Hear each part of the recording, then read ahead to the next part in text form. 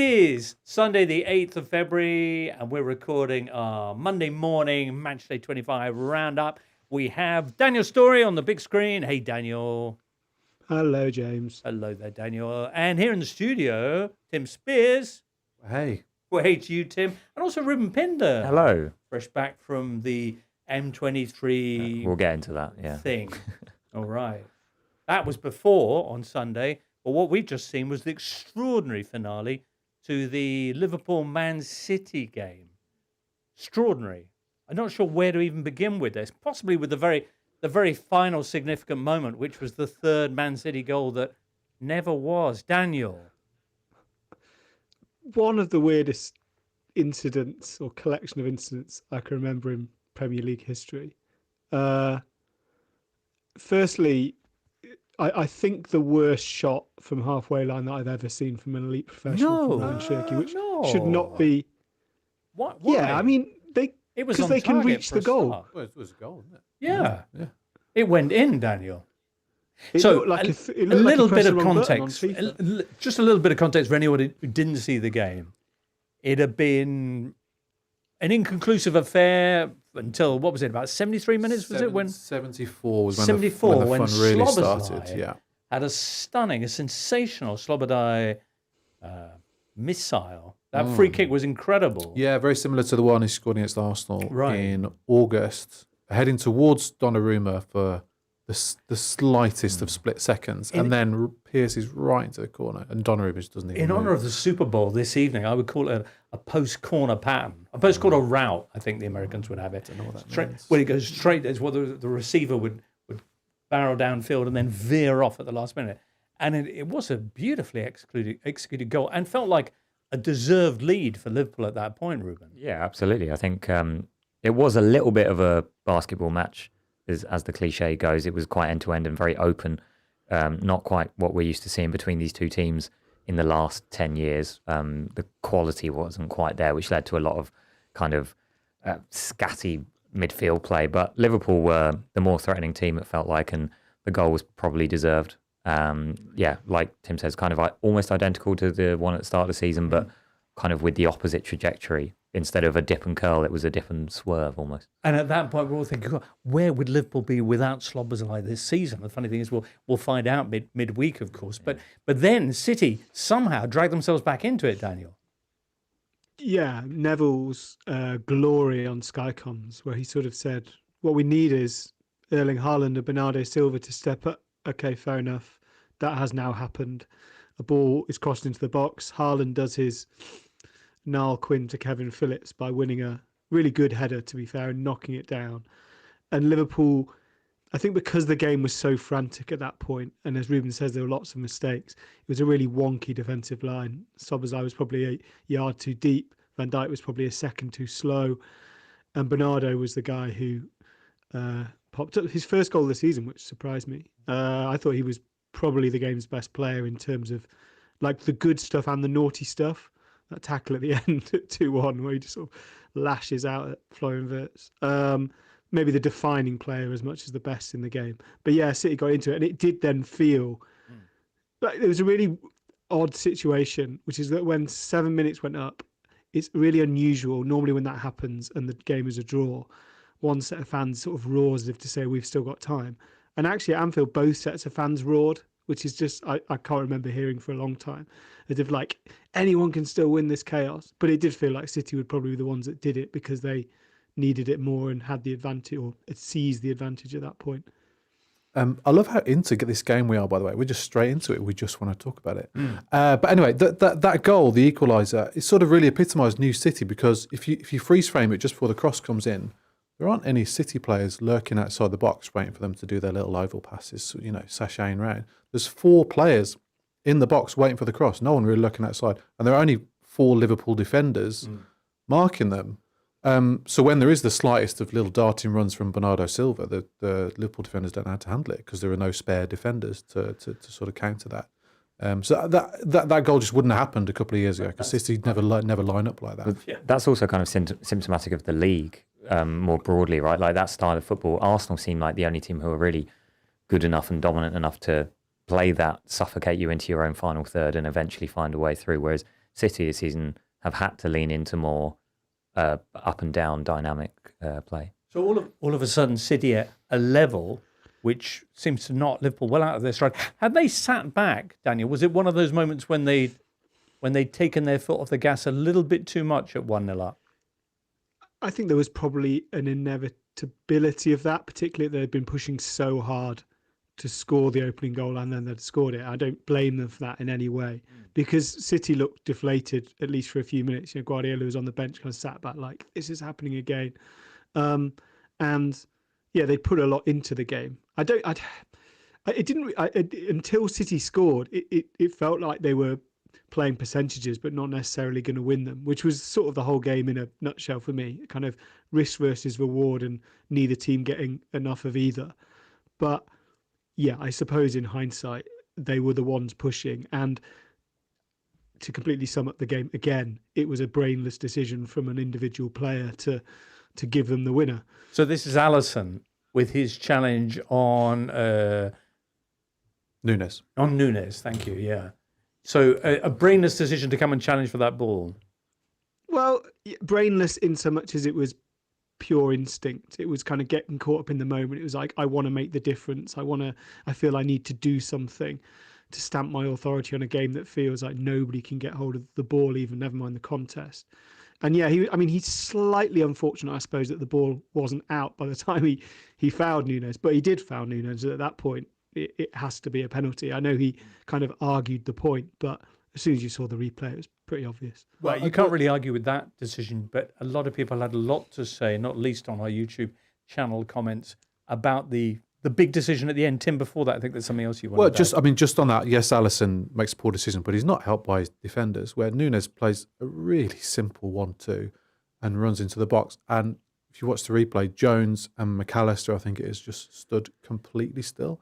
So nobody's tracking a very simple 1-2 into the box into the 92nd minute. Curtis Jones has only come on 5 minutes earlier, so he's got no excuse for being tired. It's just, very strange. It also feels like one of those penalties that has to be given because it's a foul in the box.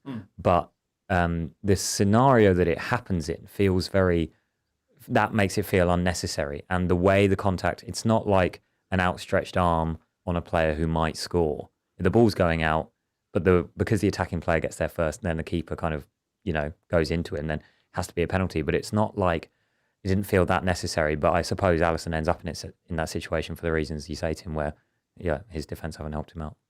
So now Man City have managed to turn things around and a 2-1 up. Liverpool have piled up the other end, including their goalkeeper Alisson, which is a bit unfortunate because then the ball breaks and somebody deftly gets it to Cherky, who pretty much by the centre circle fires it at the Liverpool goal. And it's going in, Daniel. And You'd like a little bit more on it, perhaps. I'm not sure. But the thing is, it's heading in, and behind it, you have this foot race between Erling Haaland and Dominik Szoboszlai, which Szoboszlai is quite concerned that Haaland's going to get to the ball first. So he hauls Haaland back, and then Haaland hauls him back, and then the ball rolls in anyway, and everybody jumps up and down. Wild scenes. But then Pogba comes in and says, stop having fun, everyone. There's serious rules to be obeyed. Daniel, you're not having any of this. Well, no, it was like my one criticism of the incident is that I wish it had been the referee on the pitch that had done it, had said, I'm going back. I've played advantage and now I'm going back. But the defensive player commits a foul and then some advantage is played and then the attacking player commits a foul. You cannot be annoyed that goal is ruled out unless... Right, so let's say a player goes through on goal and is wiped out by a defender, is brought down. Is he then allowed to just pick the ball up and run into the goal within his arms? No, because one foul doesn't get counteracted by another foul. That's not how football works. You can try and play an advantage, and if Haaland hadn't have fouled Szoboszlai and the goal had been given, then fine. But you can't, it's not prison rules. You can't just go, well, you had one, so I'll have one. I know it looks weird because of the same type of foul and because the ball goes in and because the whole denying goal-scoring opportunity kind of sort of doesn't make sense if a goal is scored. But it's just a really weird you are the ref style incident where I can't ever remember it happening. But by the laws of the game, the right thing happens. And the point I would make is that for people saying like, oh yeah, but it just doesn't feel like it, fine. But what happens if City beat Arsenal for the title by 1 goal on goal difference, which is not completely outside the realms of possibility. Are we all just going to go, yeah, well, fair enough, they shouldn't have won that title because that goal shouldn't have stood, but it felt right at the time. It's like, that's not how football works. You can't have it both ways. I disagree with VAR completely, its introduction. And if without VAR, that goal would have probably stood and we'd have all gone, yeah, that seems about fair. But in a VAR age, you can't just ignore the rules because of it. Unless you're playing in prison, because by prison rules it would have stood. I'm fascinated by that. Yeah, but it's the perfect example of VAR having to make the difficult decisions that none of us like. Because as Daniel says, that never would have been given. Are you saying VAR is kind of like the conscience of football? Yeah, well, because the referee 100% would have taken the easy option and just said, yeah, that's a goal. Yeah. It's probably a foul, but it's ended up in the net and it's nearly the 100th minute. Kind of feels right, doesn't it? And look at the scenes in the corner. You know, it's 3-1. People are happy. Yeah, and the ref. Everyone got what they came for. Yeah, and the ref was probably quite far away and wouldn't be sort of bold enough and clear enough in his mind to know exactly what had happened between Szoboszlai and Haaland. So he just would have given the goal. And nobody would have minded. Yeah, of really. course, I think everybody in the moment, like I completely understand what Daniel's saying. But yeah, your gut instinct is that in a non-VAR world, everyone would have gone, oh yeah, that's a goal, isn't it? And maybe Szoboszlai gets a yellow card. And that would have felt fair. It's the game being re-refereed. I mean, it just is. And yeah, maybe it just comes to the right decision, but But it's annoying. Those scenes are great with the fans on the pitch, the bench on the pitch. It doesn't happen with City, really. I'm struggling to think of a City match other than the sort of obvious title wins on the last day. They need to where that happens, because they're normally so boring and in control and so bland. You don't really get these sort of. They need to be a bit rubbish for a bit to reintroduce some jeopardy to their season, don't they? So the goal difference is currently 5 in favour of Arsenal. They're 5 better off on goal difference. Where is this going to leave City, who were confidently announced by the commentators to be back in the race now, even though they're exactly the same 6 points that they were back on Saturday morning from Arsenal? Let's see. Comments on our YouTube channel include Santiago EH2TS, who likes to comment on a Sunday evening. Hello, Santiago. This Man City win can galvanise their season. I remember a few seasons ago, they won at home to Liverpool 4-1 without Haaland and went on to win the treble. But fingers crossed, because I don't like Arsenal, had Santiago. Crikey. Is this a galvanising moment, Daniel? I mean, there would be something deeply wrong in City's psychosis if it wasn't galvanising. It has to be, because I mean, we literally saw Guardiola go from doing that weird spitty thing on the bench at 1-0 down and only being able to spit on himself, which was kind of a fair epitome of his situation at that point, to him running around on the touchline and hugging players. It has to be galvanising. They also, and it feels relatively important because it will still feel very real and in the moment at that point, they have Fulham at home before Arsenal go to Brentford this midweek. So I think that helps them. The fact that it stays with them a bit, the fact that they can go 3 points behind Arsenal and maybe put some pressure on. But I understand why it's a big kind of City are back in the title race, and it did feel like a kind of big moment. But I still think Arsenal will play better than City did this weekend. They play with more control. I still think they'll win the league, but it's good for the neutral, because if City had lost that, I think we would have been saying, yeah, it's done now. It's 9 or it's 8 points. It's done now. Yeah, it has. I mean, it has to be galvanising. How could it not? It was like it got me off my seat as a complete neutral. So it has to be galvanising from a City point of view. There is a path to City really getting back in this race in the next few weeks before they play Arsenal at home on the 18th of April. Their next 2 home games, Fulham and Newcastle. Expect them maybe to win both of those. And then they play 4 struggling teams in a row, City. They play Leeds, Forest, West Ham and Palace. And if they can go on a bit of a run, then they've got Chelsea away, and then they host Arsenal. Whereas Arsenal's next 3 are Brentford away, Wolves away, really tough one, and then Spurs away. Palace struggling, but Wolves tough. Yeah. But there is a path there to it really kind of tightening up in the next few weeks. All right. And Liverpool, who've won 1 game in their last 7, I think, in the Premier League, are now 4 points off the top 5. If this is galvanising for City, how much of a punch in the guts is this for Arne Slot? Well, not only the the defeat, but the red card for Szoboszlai. Oh, yeah. Obviously, believe it's only a 1-game ban. Only I one think. game ban, I'm hearing. So they miss him for midweek, but And where are they going midweek? Sunderland.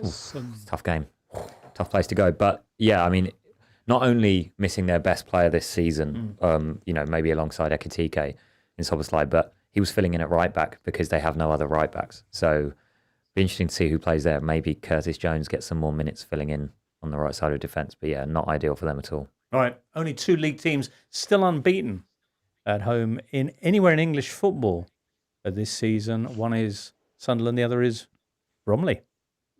Yeah, Bromley, tough place to go, Bromley, under any circumstances, as you'll know as a Palace fan, I'm sure. Go there every day. Do you actually? Yeah. No, nice part of town. Anyway, excellent. That was the Super Sunday late afternoon fixture. Let's get on to the rest of the Matchday 25 results. As discussed, it was Man City 2, Liverpool 1 Sunday afternoon. Before that, Brighton lost 1-0 at home to Crystal Palace. Reuben will be all over that very, very shortly. But with Arsenal 3-0 winners on Saturday, the gap at the top of the Premier League stays at 6 points. Elsewhere in Saturday's matches, Villa drew 1-1 at Bournemouth, which means they are now very much within reach of both Man United and Chelsea. Villa, that is. Both Man United and Chelsea continued their 4-game winning streaks.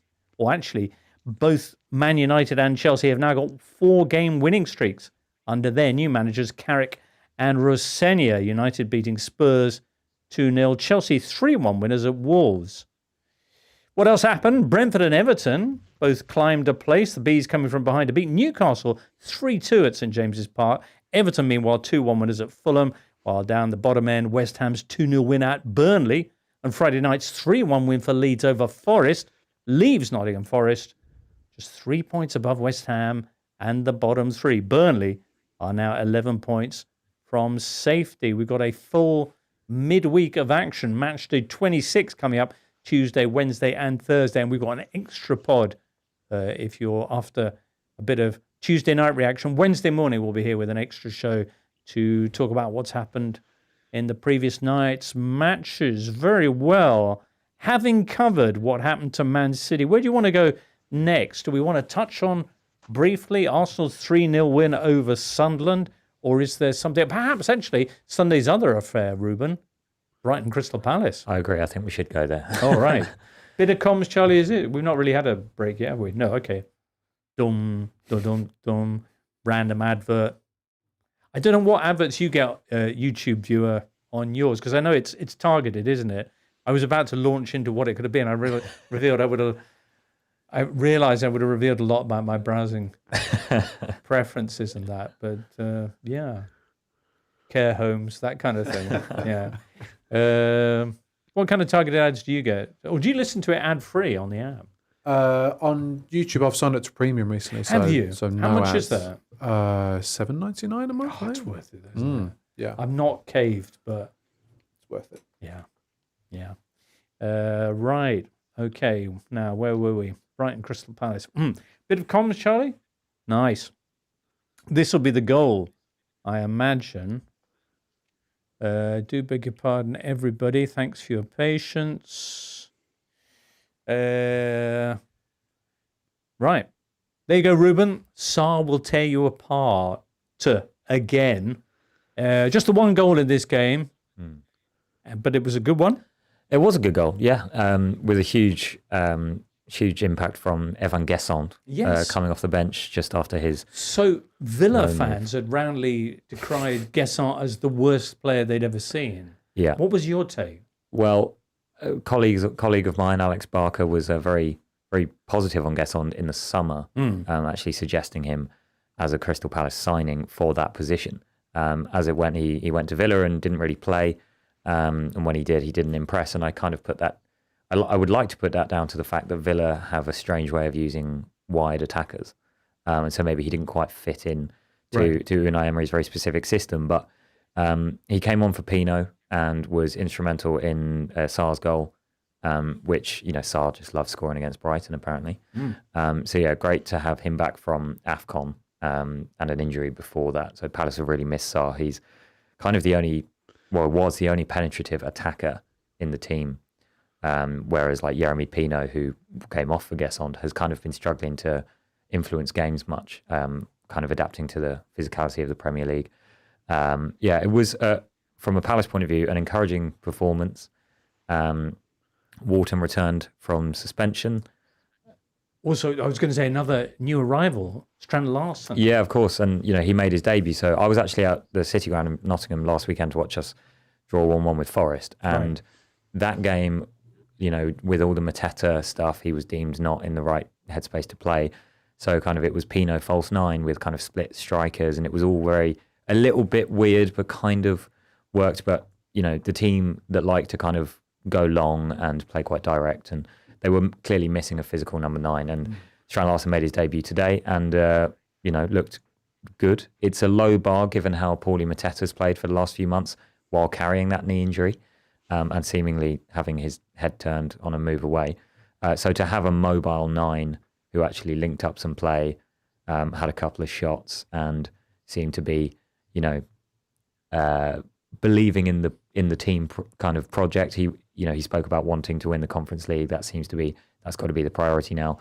So that was really positive as well. And the club, all of their post-match posting on social media has been using the word togetherness, which seems to be a little bit of a jibe at Fabian Hürzeler, who said in the build-up to the game that he wasn't jealous of Palace's January spending because they have such great togetherness. But it doesn't seem that pointed that you'd need to necessarily come back at him on social. Everyone's having a go at Fabian Hürzeler at the moment. Well, quite. It didn't seem that together at the end when the fans were reportedly singing "Sacked in the Morning" at Fabian Hürzeler, who seems to be. They've escaped a lot of scrutiny this season, Brighton, and obviously I have a kind of fandom bias when I say that, but it does seem to be that a couple of early wins against big teams kind of brought them some credit, and because maybe they've stopped bringing through the Caicedos and the McAllisters and selling them on for big money as frequently, they just garner a bit less general attention from the neutral, and they space out their wins, so the pressure never kind of mounts to the point that they become top of the news bulletin. But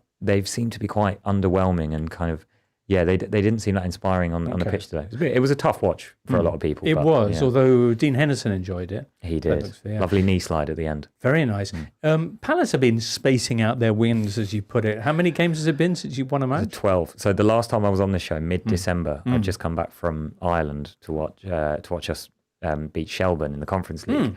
And then the day that we recorded, Palace lost 3-0 to Man City, and we hadn't won a game since then until today in any competition. There you go. Palace climb above Brighton into 13th spot in the Premier League table. Daniel. Yeah, on Brighton, I think Hürzeler is probably in pretty serious trouble. And I think Chief Exec Paul Barber used the programme notes today to say that everybody was with him, which I always think is one of those things that if you're mentioning it, you kind of get that there's some pressure building. But they've only beaten Burnley, and that was at home, since the end of November. They've been pretty rotten since then. And I thought they were awful today, given it was a rivalry, a grudge match. They just looked so hesitant, like summed up by Bart Verbruggen being 2 yards off his line when Sarr gets like 7 yards away from goal before shooting. Jorginho Rutter he produced a kind of Garnacho style performance from the other week. He was playing as like a linking up number 10, and he completed 4 passes in 82 minutes, which is just appalling. He was really poor. There just doesn't seem to be anything about them other than occasionally Matoma like driving forward and being able to beat a man, but that's about it. There's not really anything about them. They just seem to be drifting a bit. They're not anything really. They're not like a possession heavy team. They're not like a counter-attacking team. They're not like a set piece team. They're just nothing. I think that probably is on the head coach, to be fair. They spent an awful lot of money, got a lot of talented players. They've got a good mix of experience and youth, I think. Really stable club. So it's hard to look elsewhere other than the head coach, I think, which is obviously where the Brighton fans are looking. And also nothing's happening. They're not going to get relegated. They're not going to be in Europe. The season's over, really. But they lack the on-pitch identity that De Zerbi's team had, right? Like De Zerbi has, and he's a bit of a unicorn manager. Like he has a very clear style of play that worked really well for them for a bit. And now they don't seem to be particularly bad at any one thing, but also not particularly good at any one thing. Kind of in terms of style, kind of stuck in the middle of nothing. Brighton will be travelling to Villa on Wednesday. Villa, who had a A disappointing draw from their point of view away at Bournemouth this weekend. Crystal Palace, meanwhile, hosting Burnley. So Potential for one would expect another win midweek. wow. To Can you ever expect anything in this maddest of leagues? when it's Burnley, I would say yes. Possibly. All right. We'll talk about Burnley perhaps in a bit. But we should clear up what happened with Arsenal on Saturday, because Daniel, you actually went along to the Emirates to see Arsenal's 3-0 win over Sunderland. 3 goals, none of them from set pieces, 2 of them from Gyokeres. So lots for Arsenal to enjoy. Yeah, it fit a sort of similar pattern to recent games, other than that the first goal was a shot from outside the box rather than from a set piece situation. Sunderland actually competed really well. They've been poor away from home recently, haven't won away in 8 league games, but they competed really well in the first half, and it took that Zubimendi shot from outside the area to kind of open the game up a bit.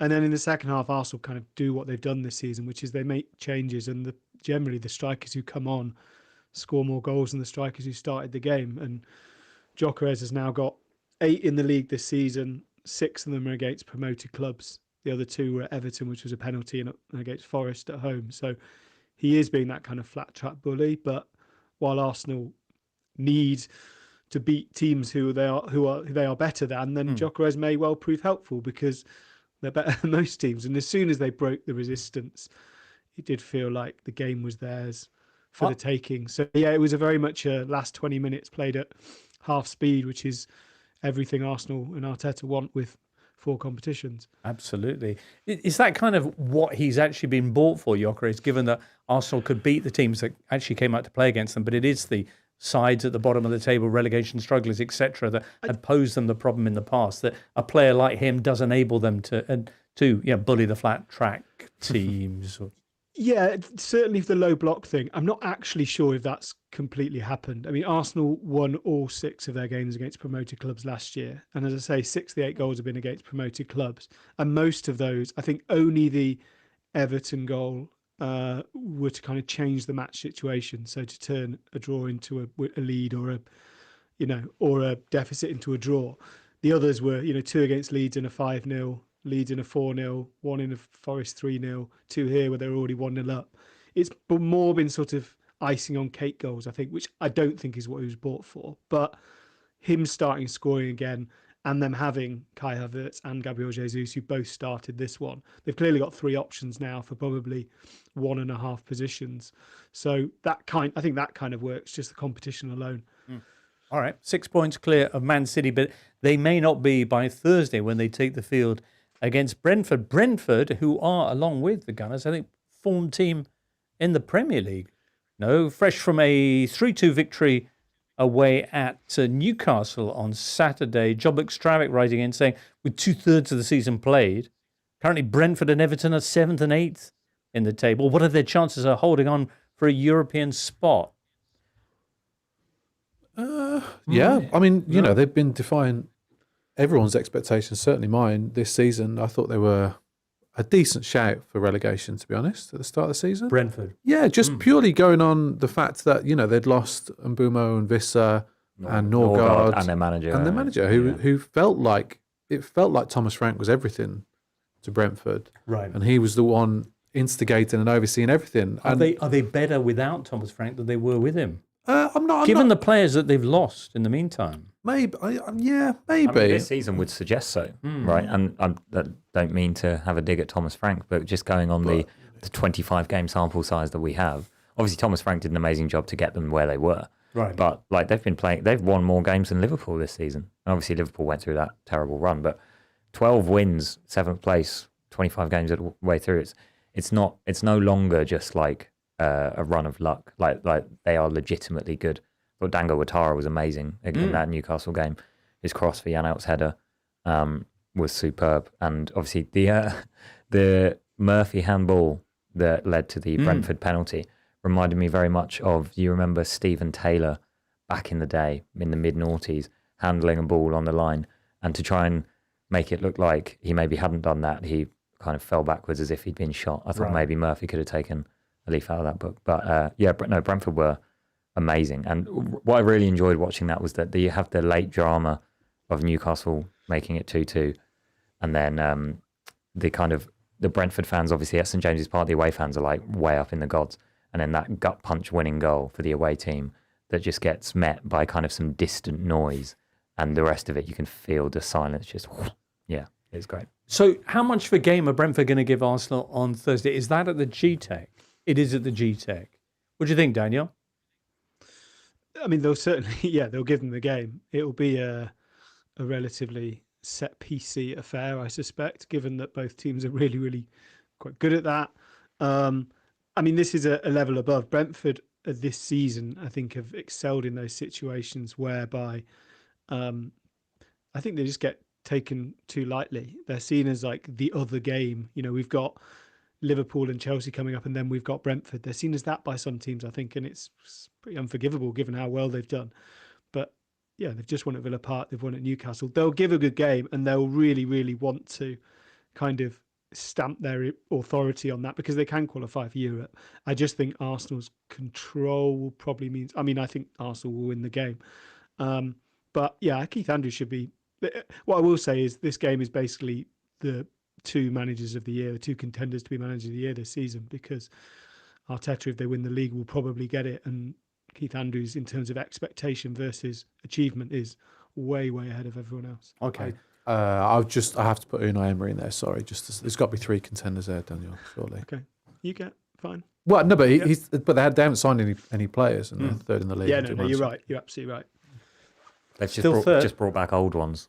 Yeah, when exactly. Injury crisis, get Douglas Luiz. Well, I think I'm right in saying that they are the only team in the Premier League who haven't had a goal scored for them by a new signing this whole season.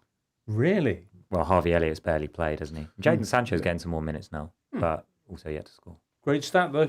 Great stat. A word about Newcastle, though, who I think everybody felt coming on a run of, what was it, 4 defeats that they'd had? Sorry, 4 games without a... Sorry, it was 3... Actually, let me get this right, and then I'll say it properly. Yeah, 3 defeats in a row. A word about Newcastle, who, after 3 defeats in a row in the Premier League, and with some tough away matches coming up, I think everyone felt needed to win this game and did take the lead, but once again, let those points slip. Why is it that keeps happening, Daniel? Because it all just feels the same every time. If a team doesn't put pressure on Newcastle, then they are capable of playing perfectly well and scoring goals. But the moment that you put some serious pressure on them, or they allow that pressure to ease off, they look defensively vulnerable, and they still have problems knitting together the attack because they're still not quite worked out which of Wissa or Voltemada or both or neither works best. And yeah, I think I said a few weeks ago that Howe potentially could leave in the summer if it doesn't get better, and slightly regretted saying that at the time because it felt a bit unfair, but I'm glad I did, because it certainly could happen now. You've got the chief exec going on TalkSport last week and saying, you know, we completely believe him, he's under no pressure at all. A few weeks after saying he wants Newcastle to be the biggest club in Europe and win the title by 2030. And it all just feels like pie in the sky stuff. It's almost like the idea of what Newcastle want to be and the reality of the situation are just completely different things at the moment. And there's nothing for the last 2.5 years. Eddie Howe has been the person to knit those two things together and to make it feel like maybe something beyond just winning a trophy or just qualifying for the Champions League is possible. So when he's the guy that then struggles, you can quite see how it can all kind of look like it's falling apart. There are already stories in the week about Sandro Tonali, and I've just seen a story about Manchester United interest in him this summer. The problem is that when you have a project like that, if it doesn't constantly keep marching forward, people wonder if it's stopped for good or if it's just got stuck. And because all of the off-pitch stuff hasn't happened, the training ground design, the stadium design, the sponsorship deals that fans assumed would happen haven't yet, because of and the recruitment's not been great. When Eddie Howe then struggles, it's sort of like, well, what have we got here now other than a group of quite good players not performing very well? All right, well, they've got is 12th in the Premier League currently, as many points from Chelsea in 5th as they are from West Ham in the relegation zone. Ooh. It's a tricky one, isn't it? Like for that progress that they want to happen, they kind of need to get every single signing right, because the PSR bogeyman, will limit how much they can spend to fix their problems. They don't have the same kind of leeway as clubs that generate more revenue. And that to me, that is an obvious like Elanga hasn't really worked. Jacob Ramsey hasn't really had a great impact. They're relying on the same players that they have done in the last 2 seasons, with kind of strikers aside. And of course, they're in the Champions League, and that European run. That like next season when they're not in the Champions League, they'll probably, if they keep this team together, be much better because they've got fewer games, and they seem to do this kind of one season on, one season off pattern, depending on whether or not they're in Europe.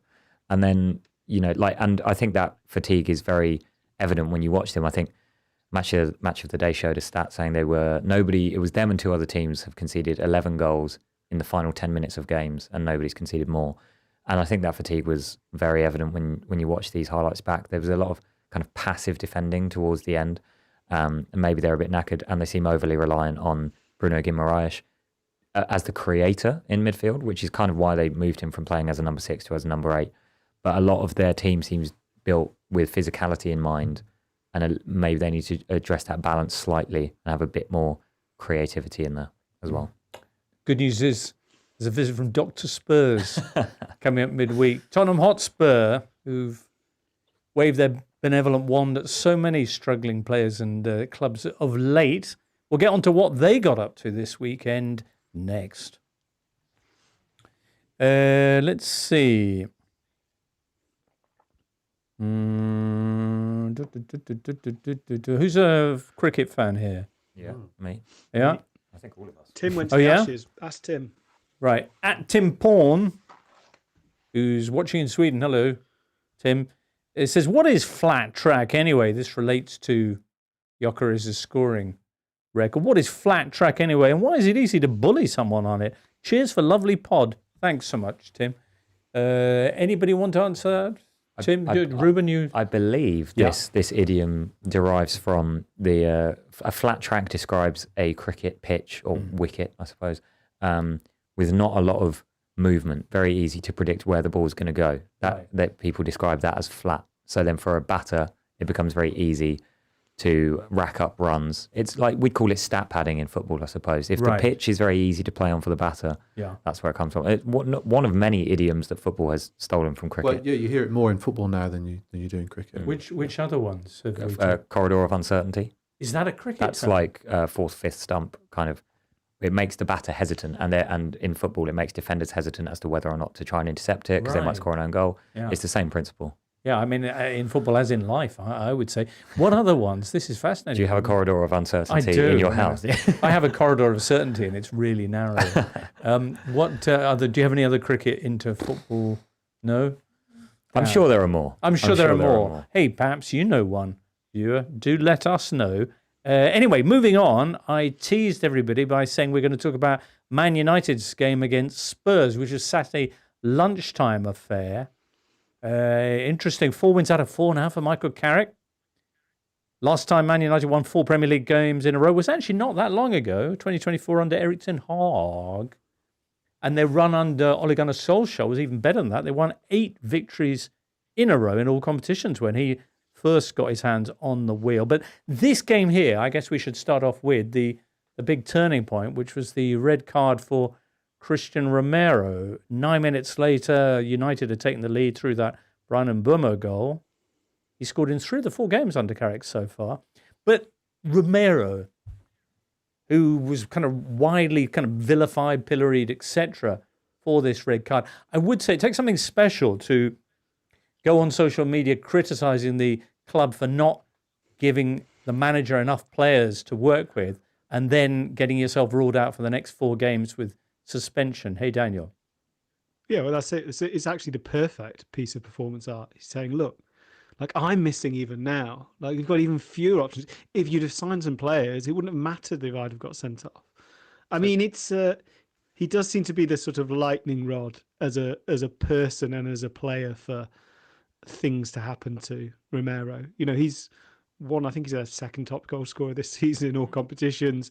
He's now been sent off 6 times in all competitions as a Spurs player, which after the game seemed to really surprise Thomas Frank, who started an answer by saying, you know, this doesn't normally happen. And then someone pointed out that it happens quite a lot. And he went, really? That surprises me.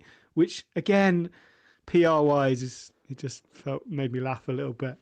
But yeah, it was the turning point of the game. He doesn't need to make the tackle. I understand why he feels the need to imprint himself upon it, and I absolutely think he's right in terms of what he says about the hierarchy at the club. You can argue whether it's helpful to have the captain do that in public, but I think what he says is right. But you have to lead by example, and he doesn't do that. He's not reliable. He shouldn't be the captain because he's not reliable, because too often this happens.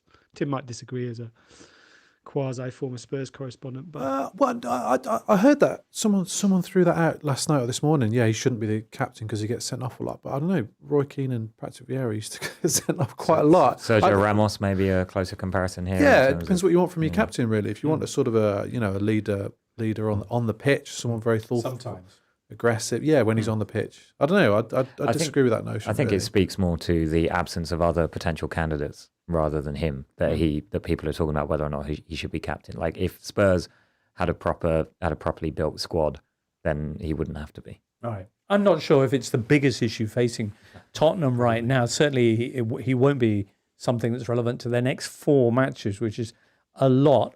Signs of progress under Spurs, perhaps in the second half against Man City. Pretty hard to get a read on this game, given that they were down to 10 men within 29 minutes. But they did look a lot better in the first half hour. After that, United came roaring back and made, or came through and made it 2-0, which, as I say, makes it 4 wins out of 4 for Michael Carrick. Jamie Garwood says, if Carrick is only an interim appointment and Thomas Frank is on borrowed time, which job would you prefer to have at the start of next season, Spurs or Man United? Is that a trick question? I feel like it's obviously Man United, isn't it? Well, yeah, I suppose they're both kind of poison chalices, aren't they? Are they? United probably have more money to spend.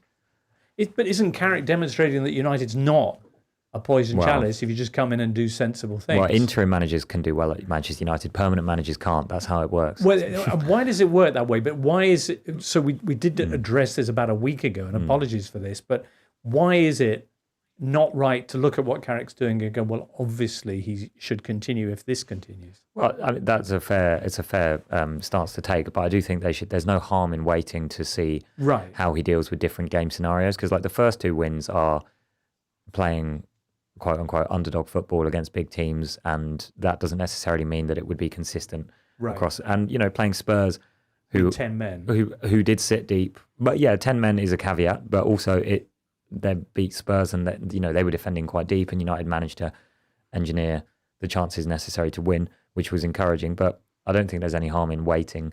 Was it 8 games you said when they gave it to Solskjaer? No, I'm not sure if it was 8 when they gave it, but he had 8 consecutive victories. But Ole Gunnar Solskjaer does seem to be the answer when people say, why should Carrick not continue come the end of the season? I don't know if anybody has a... Well, I think we would probably almost all agree that there have been systemic issues at Man United for quite a few years, and issues with the ownership, and issues with recruitment, and issues with appointments and decisions. None of those things are anything to do with Michael Carrick, but they will probably rear their head again in the summer when they have to start making decisions again. And yes, Carrick's doing very well with this team, and is but he's doing well with a group of players that were assembled in those circumstances. So why should that not continue to be the case? Because there's lots of evidence over the last few years that Man United will mess it up somehow. Right. Either with the appointment or their recruitment or the decisions they make in the summer. I totally get what you're saying, but if you do have a guy there and he is doing well, seems like the safest thing you could do is... I'm not saying he shouldn't get the job. Right. Okay. But just wait until the end of the season. Daniel. Oh, of course, Reuben. Well, I'd say the biggest argument for him getting the job is not bringing in... It's not like the obvious things, which is bringing Mainu back in, putting Bruno higher, going to a back 4 that we were all, I think Tim said it on this show a couple of weeks ago, we've all been screaming about those, and we are amateurs. So if we could spot it, then a manager doing that does not necessarily mean he's going to be the answer to Manchester United. But there has been an improvement in fringe players, or in players who were not performing at their peak before. So Diogo Dalot looks more comfortable at right back. Luke Shaw looks far more comfortable at left back. Harry Maguire has been absolutely faultless in the 4 games under Michael Carrick so far. And Buemo is finding pockets of space and getting service that he wasn't being able to find before. Sesko's more involved when he comes on. He's missing most of them, but he's getting chances that he wasn't even getting the chances before.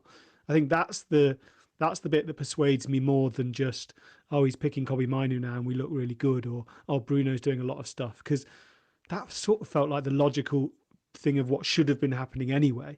So, yeah, it's that other stuff that makes me think, maybe he is going to get this. It's West Ham away on Tuesday. 4 wins in a row, and West Ham away on Tuesday. Should we book the Barbers? You can say that. We are all Manchester United on Tuesday, yes.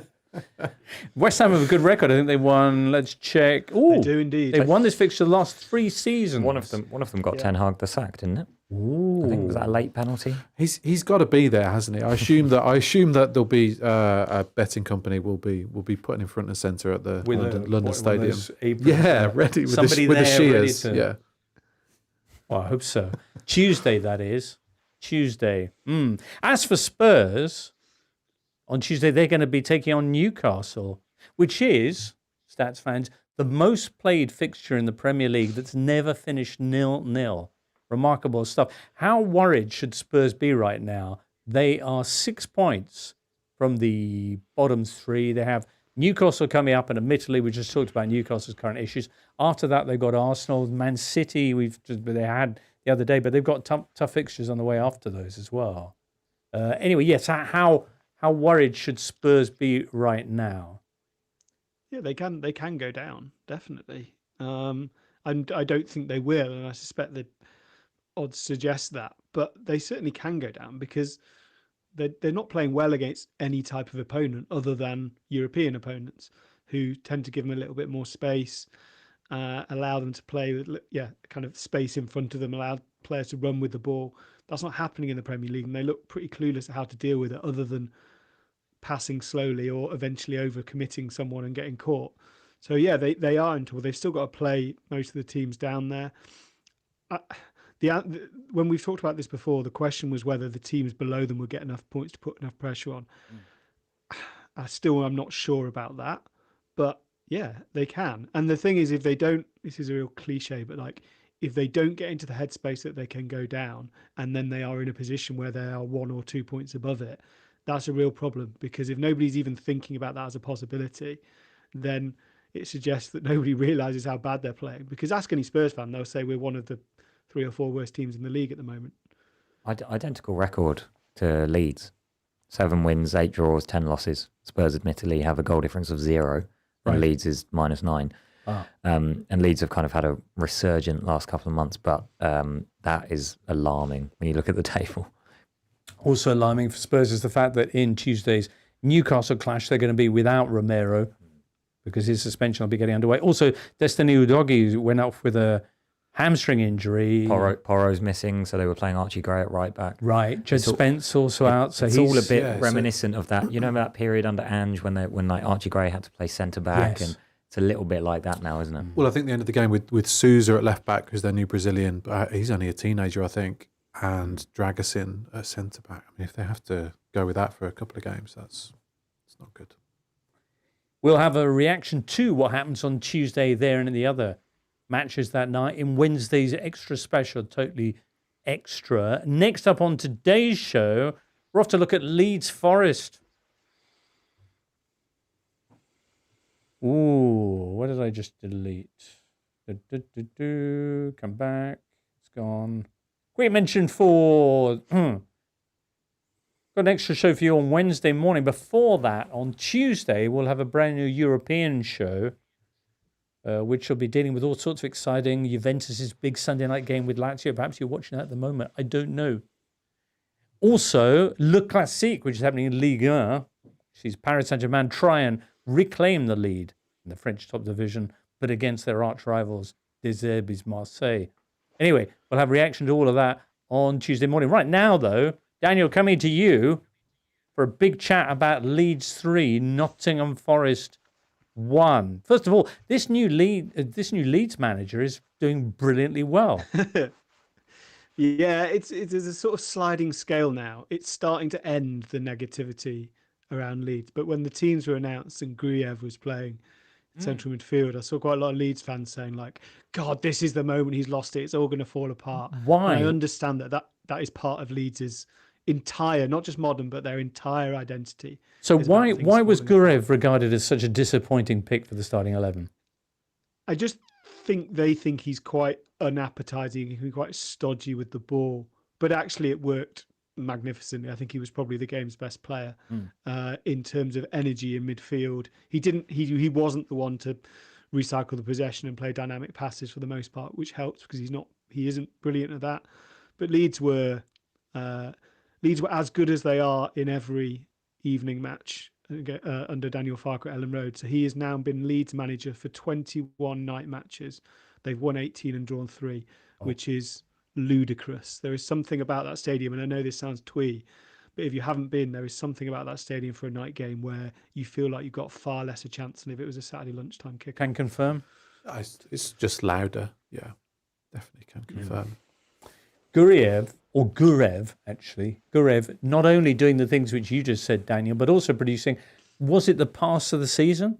Was it? Oh yeah, lovely goal for the Bogle goal opening up. Yeah, brilliant. They've completely transformed, haven't they? I think the formation shift. People have spoken about it a lot, but the formation shift to a kind of wing back system has really given them a new lease of life and maybe got players closer to Calvert-Lewin than a 4-3-3 would. And Bogle has been quite a big attacking threat and kind of made that run from right wing back and ended up on the left wing almost.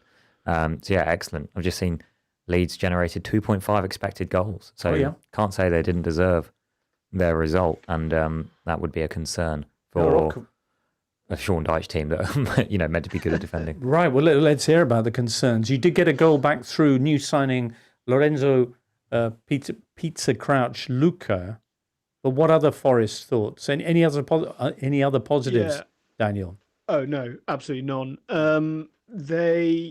It won't be worth it. I told you so when Forest eventually get relegated, and I've been saying that they could go down for 6 months, but they throw in these defensive performances. Reuben said there that Leeds generated 2.5 xG, which is technically true, but around 2.3 of that was generated by Forest's inability to mark a man or react quick enough in midfield, and Leeds were just rampant. Forest looked really bad. Their principal issue is that they spent 300 million in the last couple of years, and their first three backup defenders now, it seems, are Morato, who isn't good enough, Luca Netz, who they've just signed for £2 million, started on the bench, came on, and Zach Abbott, who is an academy kid, who is a centre-back, who's played at right-back on Friday night. It is almost gross negligence for a football club to spend that much money and have those three as the direct backups. So Murillo is out injured. He hurt his calf on Thursday in training, so he couldn't play. No further news about that. Nico Williams was suspended. He will be back this midweek. But that's not good enough. If you are reliant on Milenkovic and Murillo to play every single game, and that doesn't happen, then you're going to be in trouble, because the whole thing is last season is something like 34 or 38 games Forest started. Aina, Milenkovic, Murillo, Williams and Sells.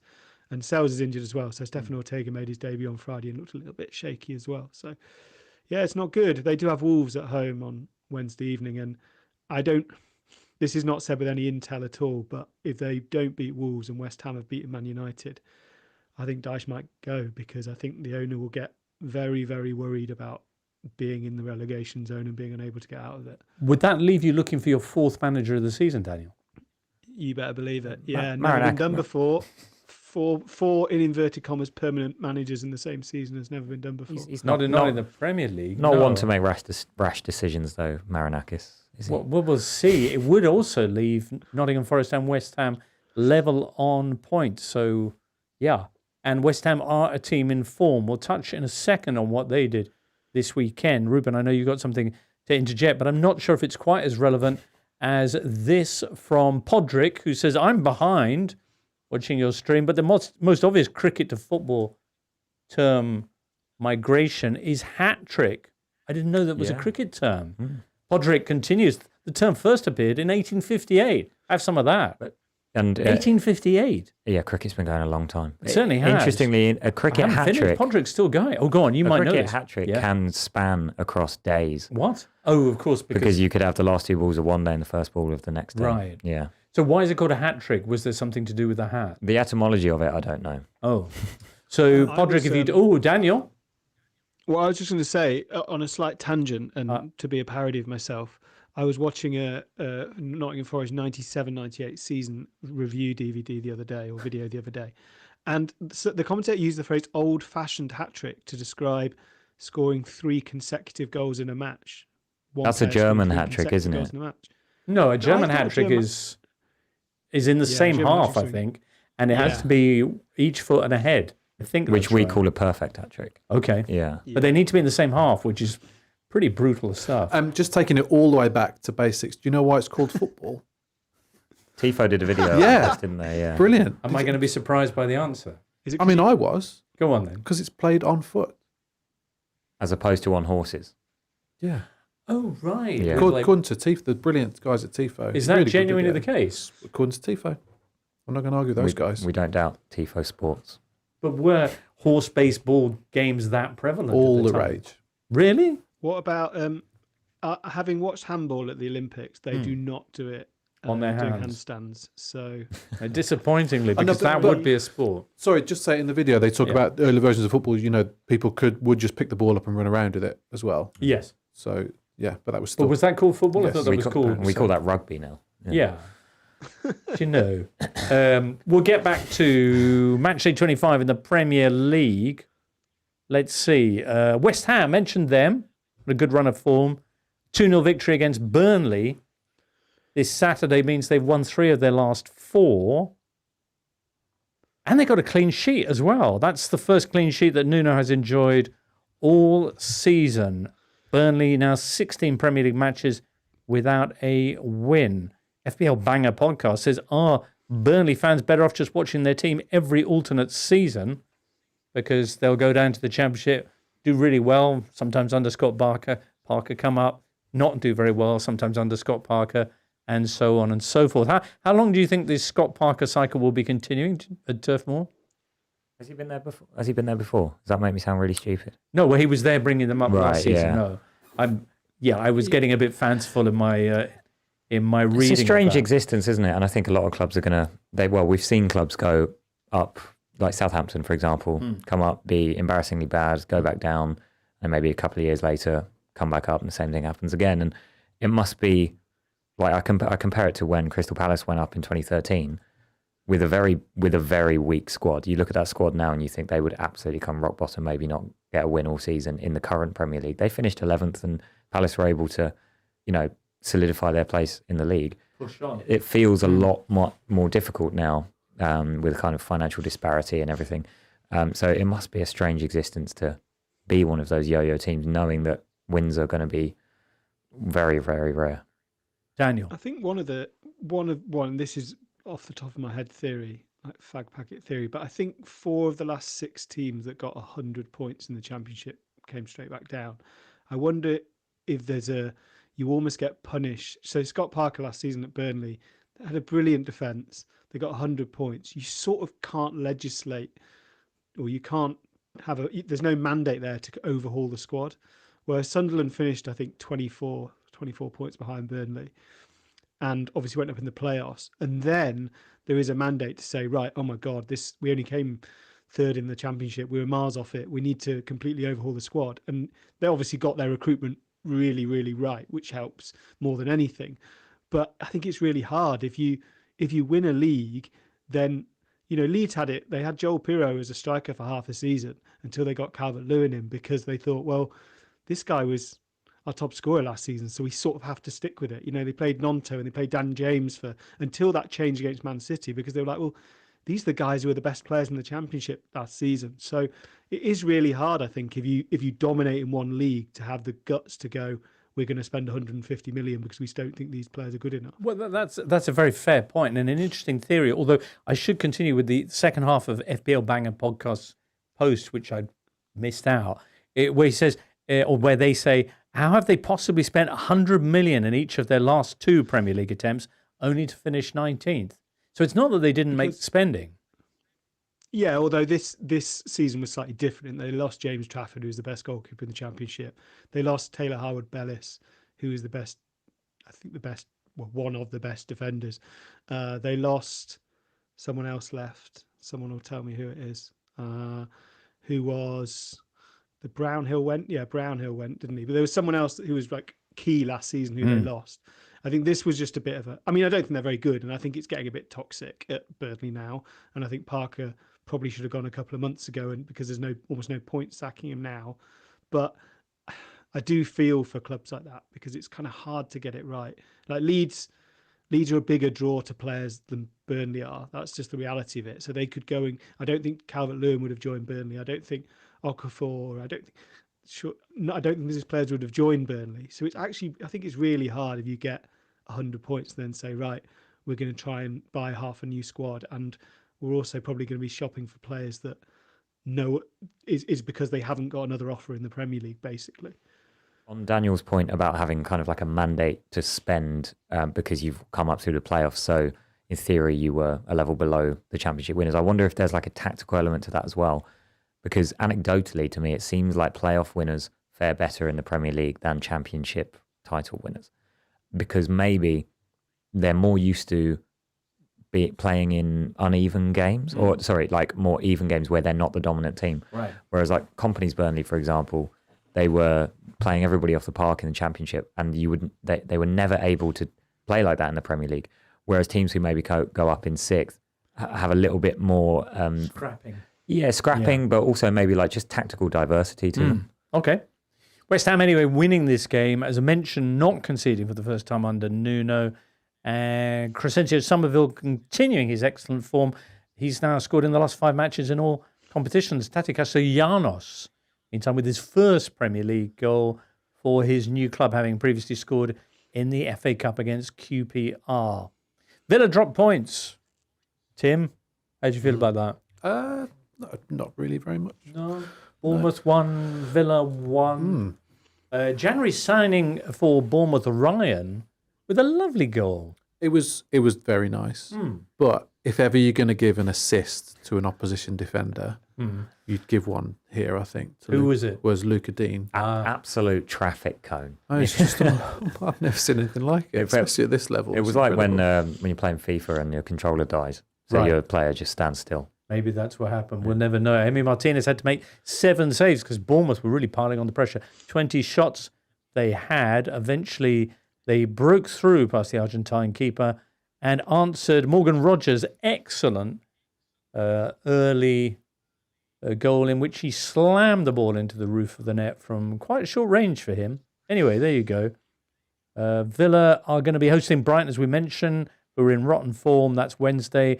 While Bournemouth, who currently lie 11th in the Premier League, are at Everton. Everton, who were 2-1 winners at Fulham. Quick word on that, or should we go straight, Tim, to Wolves-Chelsea? Yes, just get it over with. Yeah, the Wolves-Chelsea. Yeah. I mean, it's important, isn't it? Because this race for top 5, where are Villa in that? Well, currently they are 3 points above Man United in 4th. And only, well, actually, no, they're a whopping 8 points behind they're a whopping 8 points ahead of Liverpool, who are just outside the Champions League positions, which will almost certainly be the top 5. So it does look like there's, well, actually, let me frame this another way, and you'll excuse me, YouTube viewers. Well, let's come on to that, because it was an important win for Chelsea in terms of this race for top 5. As it stands, with Liverpool's defeat, there is now a 4-point gap between Chelsea in 5th and Liverpool just outside the almost certain to be Champions League positions. Aston Villa are 3rd with 47 points. 3 points behind them are Man United, and a point behind United are Chelsea. And of course, you have to mention Brentford in this race now, because they're level with Liverpool on points and goal difference. Crikey. All right, well, let's talk a little bit about Chelsea as they pick up their 4th straight win under Liam Rossegna. He's only the 2nd English manager ever to win his first 4 Premier League matches against a Wolves side who have the lowest points tally after 25 games of any team in Premier League history. So even lower than that Derby side at this point of the season. It's still on. Yeah. And I was, they had that sort of 5-game unbeaten run, and I was thinking they'd be fine for that. But Rob Edwards has gone a bit weird. I don't know if you remember a couple of weeks ago, he played no strikers at Man City. Here he played almost 4 in a kind by changing the formation. I don't know if he's sort of planning for next season in terms of the fact that Wolves will generally be on the attack and be up against weaker opposition. But here they played Chelsea, who were quite good, and then they gave them 2 penalties. I mean, literally gave them 2 penalties. Really idiotic mistakes. The Wolves had actually started the game quite well. First 10 minutes, it's pretty much all Wolves. And then Matt Doherty decides to kick João Pedro as he's sort of running away from goal towards the corner flag, really. And there's another man helping him out. So it was absolutely ludicrous to do that. And then the second penalty was Mosquera pushing João Pedro in the back. Again, very little sort of reason to do that. Cole Palmer, 2 really good penalties, sent Sarr the wrong way, sort of very easily both times. And then, to be fair, Chelsea's third goal, really nicely cut back from Cucurella to Palmer for his hat-trick. But you won't have an easier afternoon, I don't think, if you watch every Chelsea match this season. I'd be really surprised if they had an easier match, because Wolves went narrow with this new formation. They played 4 attackers, including Adam Armstrong as a left-sided striker. And Chelsea just absolutely dominated the wide areas and could do whatever they wanted. And it was so easy that the guy who scored the hat-trick, which I haven't seen this for a while, was taken off after, I think, 59 minutes. Because they kind of had worked it out by that point that they were in for a pretty easy afternoon. Okay. 3-1 it finished. Cole Palmer it was, who became the first player in Premier League history, if you're collecting these stats, to register 3 first-half hat-tricks in his career. All right, they've got Leeds. On Tuesday have Chelsea. And Everton, meanwhile, who, as we mentioned, are up there on the fringes of the Champions League, certainly in the European positions, were 2-1 winners against Fulham. Daniel, do you want to take us home with this one? Yeah, Everton, the form away team in the country. So only Villa, Chelsea and Arsenal have got more away points than Everton this season. And they're all within 3 points of Everton. It's a phenomenal effort, given that the Hill Dickinsons felt quite grumbly and booey this season, and Everton haven't been brilliant at home, and they wouldn't be the first club to take time to acclimatise themselves to a new stadium. But they've been completely overshadowed by Everton's away form. They are absolutely fantastic. This is sort of anti-analysis, but it's quite hard to work out how they manage it, because you get sort of 20 minutes of an Everton game where sort of nothing really happens, and it just happens to be that the first major incident after that lull is Everton creating a chance out of almost nothing. Dewsbury Hall's back, which helps. He was heavily involved at the weekend, but yeah, they're kind of a classic getting it done and making sure that most of their games are settled by 3 or 4 major moments, and David Moyes' Everton away from home are just managing to get themselves on the right side of those moments pretty much every time. Good Lord. It certainly was the kind of match that looked like it was Fulham's for the taking until all of a sudden it wasn't, courtesy of another Everton away performance. Anybody want to add anything to that? Thomas Tuchel attended this game. And I was wondering who to watch who. And the closest, my best guess would be James Garner. Okay. Potentially, who's having a very impressive season for Everton and maybe in the frame for that 4th, maybe 5th central midfield position for the plane in the summer. But I was trying to work out who, because I don't think it would be Smith Rowe or anyone like that. Very possibly. Very possibly. Everton take on Bournemouth on Tuesday. It's a busy night Tuesday. But if you don't have time to follow all the football, as mentioned, Wednesday morning, we've got a special pod to round it all up for you. Before that, there's the Euro show. And also, somewhere out there right now is a brand new Totally Extra, which came out on Saturday, in which we discuss one of the most remarkable stories of the Premier League era, which was Leeds, their rise under Ridsdale and their extraordinary journey from one game away from the Champions League final to bottom of the first division in 6 easy seasons. That famous press conference, was it? Yeah. But we lived the dream. We did live the dream. Yeah. Well, I mean, I don't remember it, but yeah, I'll take your word for it. Well, actually don't relive it, but experience it as if for the first time, Reuben, I will. via the magic of our Totally Extra podcast. Excellent. Well, I hope you enjoyed this evening, YouTube viewer, and indeed you podcast listener. Daniel, thank you so much for being with us. Hope your cold gets better. Thank you very much. No, not at all. Look forward to hearing further thoughts from Daniel in the eye with his The Score roundup of the weekend. Reuben, thank you so much for being with us on this auspicious day for Palace. Thank you very much. And also, Tim. Thanks, James. Thank you too. Thank you too. Many thanks to Jake and producer Charlie in the booth, and you wherever you've been joining us. We're back soon. And for now, from all of us here, it's goodbye.